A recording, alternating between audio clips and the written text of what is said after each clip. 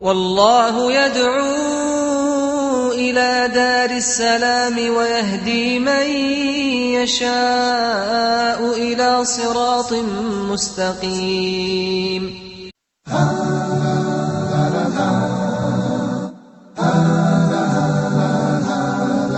Islam.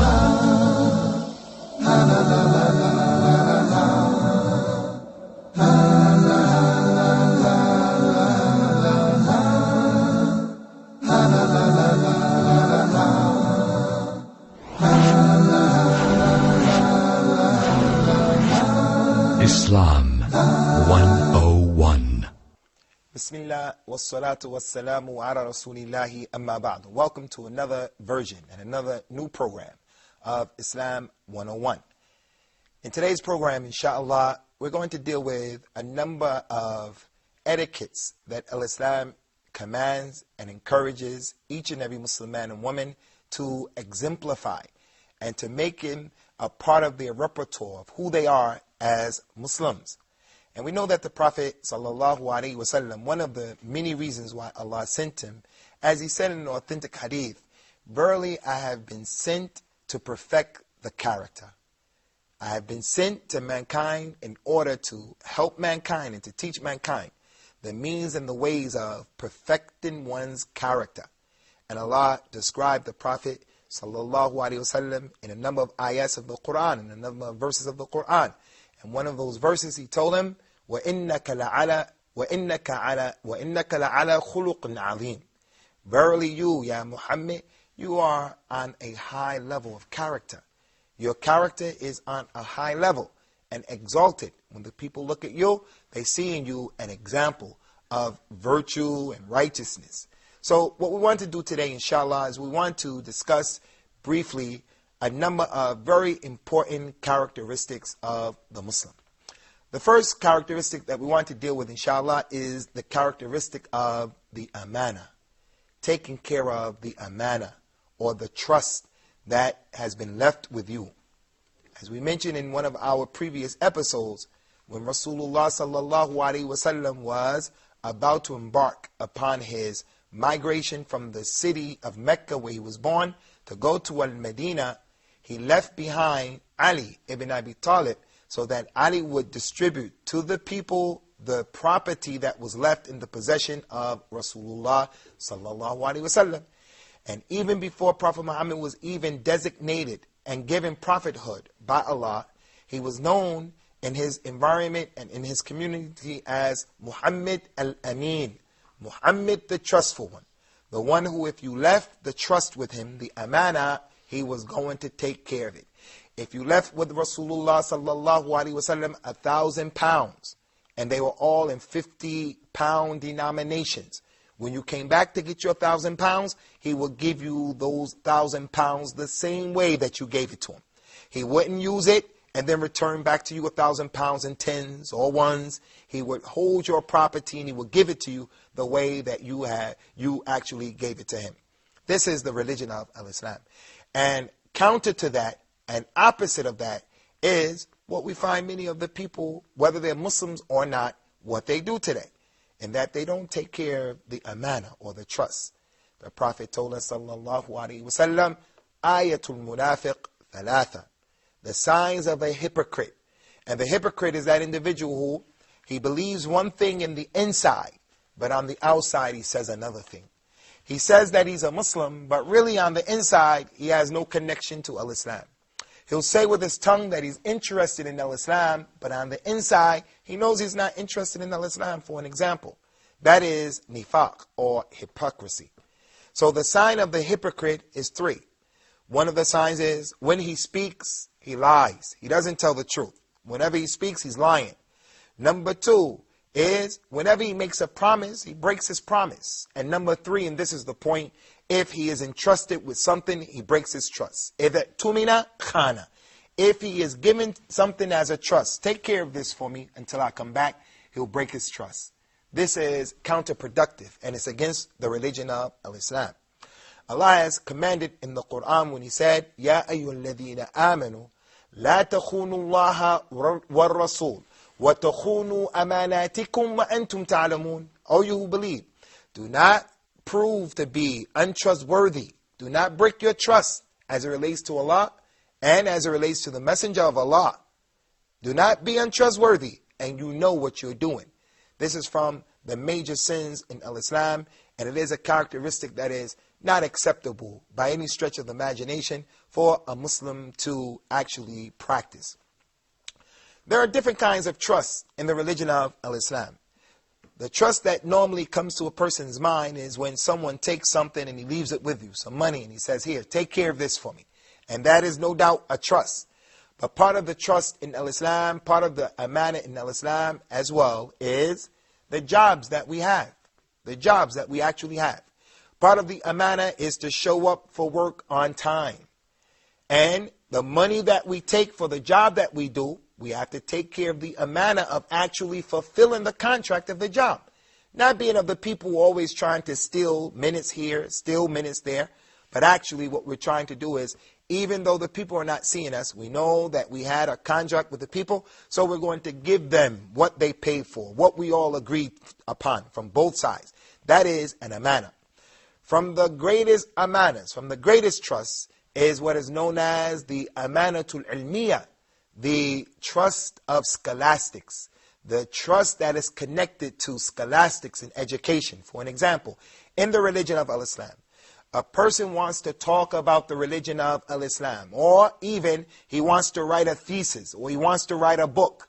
There is what is known as the amanatul ilmiya, the trust as it relates to scholastics. That means when I'm speaking and I say, Allah says this in the Quran, then don't lie. I shouldn't lie and say Allah says that and I know it's not in the Quran.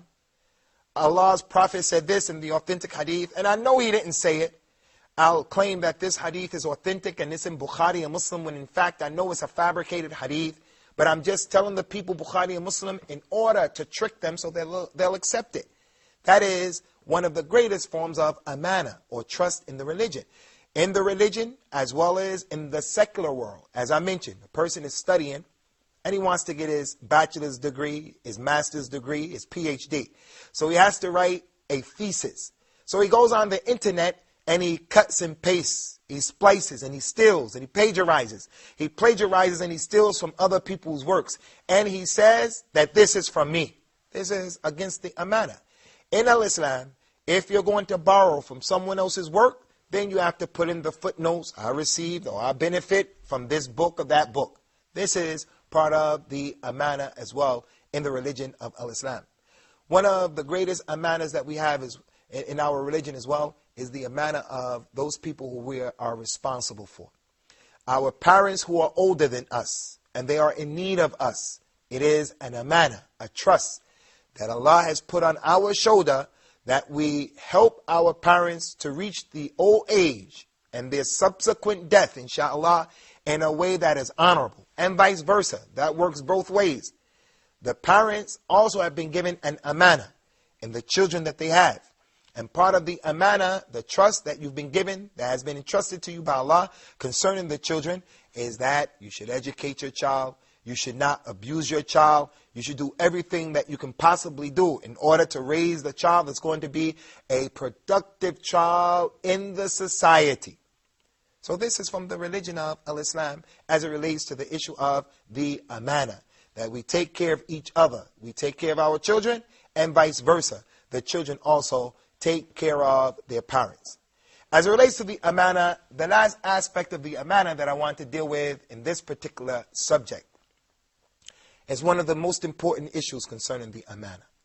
And the amana is, as I mentioned already, is important in Islam because some of the scholars who have given the tafsir of the Quran, they explain the Quran, some of them are of the opinion that the very last ayat, the very last verse that was revealed in the Quran by Allah was an ayat that is dealing with the topic of the amana. The ayat says, verily Allah commands you people, He orders you to take care of the trusts that have been left with you. And when you judge between the people, that you judge with justice. Verily, this is a good thing, a beneficial thing that Allah has ordered you with. So if in fact this was the last ayat that was revealed in the Quran, it shows and proves that the amana in and of itself is an important issue. Concerning the last issue of the amana, as I mentioned, the amana that we want to talk about, one of the greatest trusts that Allah has bestowed upon us is the trust of spreading the religion of Al-Islam. Giving people an opportunity to understand what real Islam is all about. Taking away all of the perceptions that people have about our religion that are not true. Like what we're trying to do here in Islam 101. We're not coming here to try to get you to follow our way of thinking because of our particular group or because of our particular teacher. We're trying to give you a clear and concise understanding of the Quran and the Sunnah from the authentic sources. That is an amana. That is a trust. So religiously, in the religion, as a result of that, everyone who's participating in this project, in this affair, he is, in fact, doing part of what Allah has made a responsibility upon us. Allah mentioned in one of the ayahs of the Quran, showing the importance of this particular aspect of the amanat, of the trust, and taking care of the trust. Verily Allah, He presented the trust and the responsibility of carrying the trust on the heavens and the earth as well as the mountains. And they refused to carry the trust. And they were afraid of carrying it. But instead, mankind took responsibility for it. And verily he was extremely ignorant because he doesn't know the seriousness of what he did. And he was also extremely oppressive to himself. So this particular amana of giving dawah and calling people to Al-Islam and encouraging and inviting people to the religion of Al-Islam, it is a responsibility of every Muslim man and every Muslim woman. And that's why the Prophet told us, tell the people about me, even if it is only one ayat. Even if it's only one small thing that you know about Al-Islam, then we have an obligation and a responsibility to make sure that anyone who was around us, he comes to know about the religion of Al-Islam. And this is not only for the non-Muslims. This is not only applicable to the non-Muslims. For those people from amongst us who have some basic knowledge and understanding of the religion, you have a responsibility to also share with the Muslims what the religion is saying. The religion has become, unfortunately, to many of the Muslims, just a badge that people wear. My name is Abdullah. My name is Abdul Rahim. My name is Sarah. My name is Sophia. And that's enough. But I'm really not connected to the religion of Al-Islam. Nor did my parents teach me about the religion of Al-Islam. Nor do I have the desire to learn about the religion of Al-Islam. So I'm no different than the animals who are walking around on the face of the earth. The only thing that concerns them is how to eat and what to eat. No. We have to let people know what the religion is, whether they're Muslims and whether they're non-Muslims. We'll come back, inshallah, with the next issue concerning the etiquettes of the religion of Islam, and maybe we'll entertain some of the comments or questions of our students on the panel. Islam 101. Huda TV strives to bring you, our viewers, the best in Islamic programming. Please send your comments and suggestions to feedback@huda.tv. Islam 101. Welcome back to Islam 101, where we're discussing the most important topic that is dealing with the amana or the trust in Al-Islam and the position of the trust in Al-Islam. The Prophet told us, sallallahu alaihi wasallam, لَتُؤَدُّونَ الْأَمَانَةِ يَوْمُ الْقِيَامَةِ. You people are going to give back the amana يَوْمُ الْقِيَامَةِ. It's going to be looked into. In another authentic narration, he said, لَتُؤَدُّونَ الْحُقُوقِ إِلَى أَهْلِهَا يَوْمُ الْقِيَامَةِ. You're going to give everyone their rights back يَوْمُ الْقِيَامَةِ. You're going to give it back willingly or unwillingly. So that means that we have to make it our business to give back the trust that Allah subhanahu wa ta'ala is watching over concerning this particular dunya, in this life.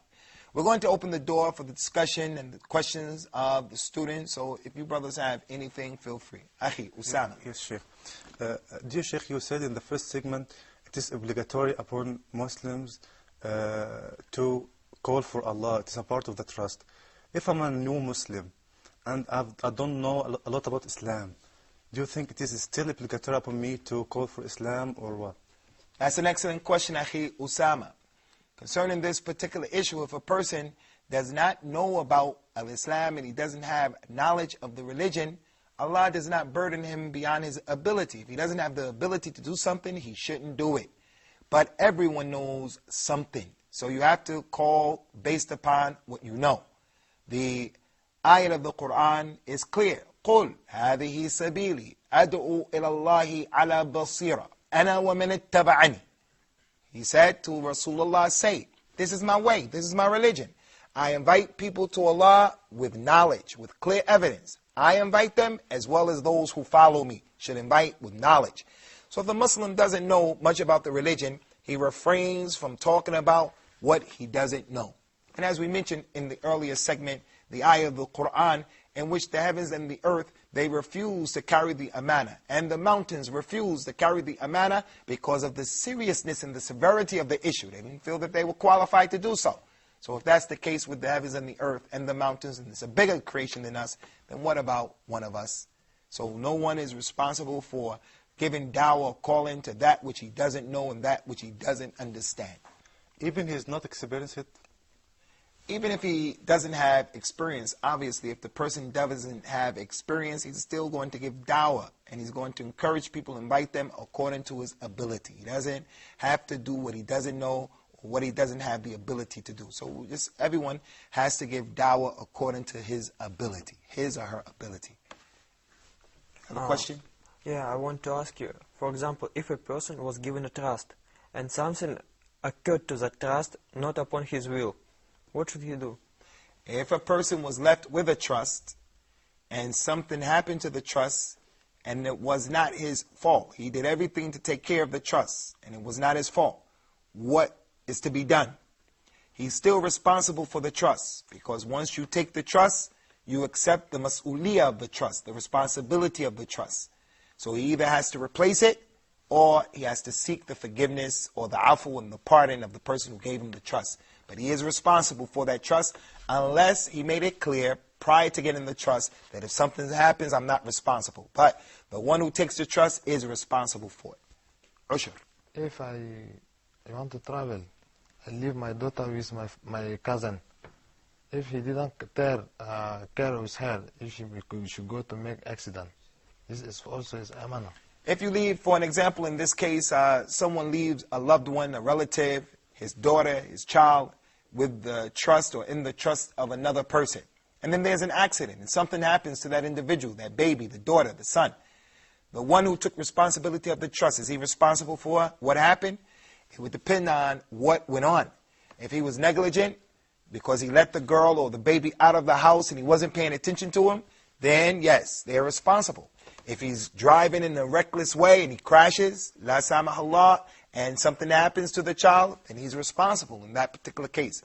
Concerning the amanat of the people, leaving people in charge of other people, this is a serious issue in Al-Islam, especially as it relates to the mujahideen. Those people who go out to defend Al-Islam, to defend the frontiers of the Muslims and the lands of the Muslims, the property of the Muslims. The one who goes out for jihad and he leaves someone else at home to take care of his wife and his family. Rasulullah said, sallallahu alayhi wa sallam, that mujahid, his wife, has the hurma, or the sacredness and the sanctity that man's mother has over him. And if that man does something wrong and he doesn't take care of the wife of the mujahid, Yawm al-Qiyamah, the mujahid, the one who he lost the amana to this man, will be able to take from this man's good deeds as much as he possibly wants to take from them. So the amana is a serious issue as it relates to people leaving other people with us. So we have to look out for it. Sardar, you have anything? Yeah. What about the nature? Is it given as amana? Because while I'm using a water, some of my friends saw it and say, just use it efficiently because it's as like amana or something. That's a good question. Concerning nature, the water, animals, all of these are also from the amanat. They are from the trust that we have been given. So we are entrusted not to waste water as it relates to cooking, as it relates to making wudu, as it relates to taking showers. This is something that we have a responsibility to take care of. In Al-Islam, the ecology is the responsibility of people. We cannot allow our insatiable appetite to destroy the whole environment. Right now, the more industrialized nations of the world, the advanced nations of the world, they are going into the lands of other people, conquering their lands even, stealing their lands, putting the people and the occupants, because of their poverty of those lands, putting them to work for miserable wages. And they go into their land and they're eating up their land and their environment so that the people in the West can live the life that we want to live, drive the cars that we want to drive. No, in Islam we have a religious and moral obligation to the environment on an individual level as well as on a level of the community. Another very important aspect of the amana is the body that you have been given is an amana that Allah Ta'ala has given you. And that's why when someone would die during the time of Rasulullah, if someone died, he would make the ta'ziyah. And the ta'ziyah is the words you say to the family of the deceased. And that dua is, to Allah is what He gave you. To Allah is what belongs to Him. And to Allah is what He gave you. This life that I have, when it goes back to Allah, who put me here in the first place. So He gave this life, and it belongs to Him. And He told that person, everything is here for a certain amount of time. So be patient and you'll get your reward. That's an amana. So if something happens to your loved one, you have to understand, this is just an amana. When Allah wants to take it back, He is the owner of that person's life. So now you have to be patient. So when the body goes back to Allah, you can't have tattoos on your body. When the body goes back to Allah, the sister can't pluck her eyebrows. When the body goes back to Allah, you have to take care of the fitrah of Al-Islam. You only can cut those parts of the body that Al-Islam allowed you to cut. You can only do those things that Al-Islam allowed you to take care of or to do. So we have to take care of the amana of the body. Yes, Usamah. Is it okay to give a patient that is subject to death due to illness, to give him one of my kidney or what? Is it permissible for a person to give someone who needs a kidney or some other transplant in order to help perpetuate his life? If this is permissible, Allah told us in the Quran, من قتل نفسا بغير نفس أو فساد في الأرض فكأنما قتل الناس جميعا ومن أحياها فكأنما أحيا الناس جميعا. Whoever kills someone or he makes fitna and fasad, he spreads evil in the earth. If he kills someone and he makes evil in the earth, it is as if he has killed all of the people. You kill one person, it's like you killed all of the people. And whoever gives life to one person, it is as if he has given life to all of the people. So in terms of transplants and issues like that, that is a major issue in the religion of Al-Islam. It's for the scholars of this religion to talk about it and to deal with it. In general, we should do what is acceptable in the religion and is clear in the religion to help people live, to donate blood.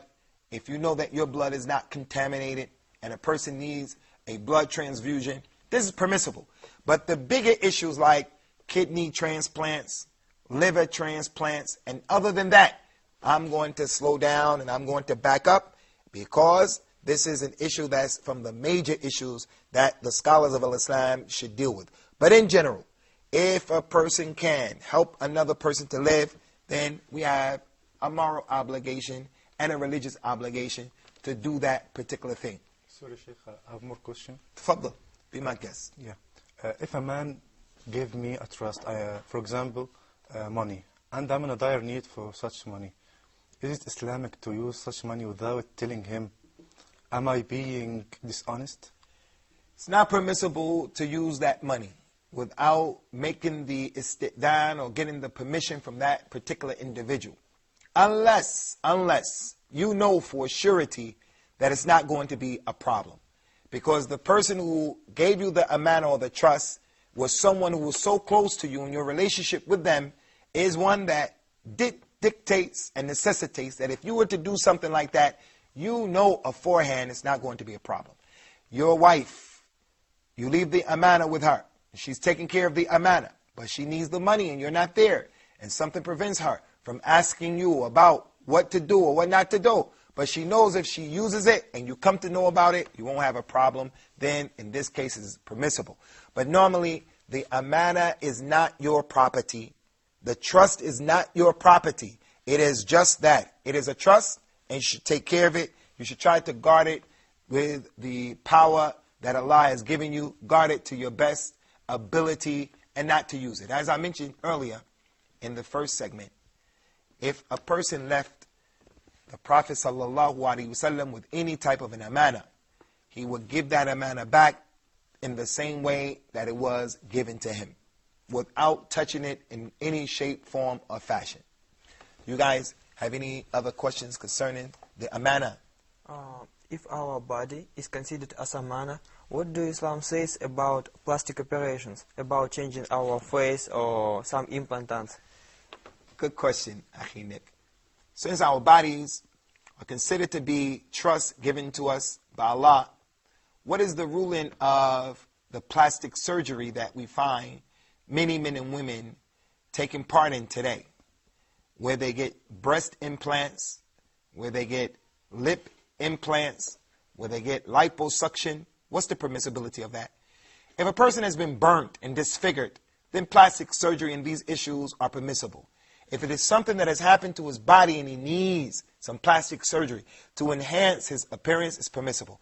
But to do it for vain reasons and to do it to look more beautiful and things like this, then generally this is not permissible and it's changing the creation of Allah, and Allah knows best. We're going to bring this segment to a close right now. We ask Allah to make it easy for us and easy for you, and to help us to take care of the amanat, especially the amana, or the trust of spreading the deen. Looking forward to seeing you in the upcoming episodes.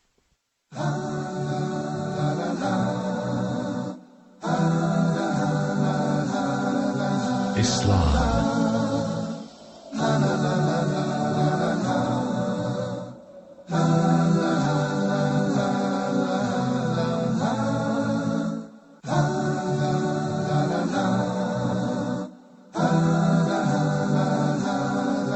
Islam.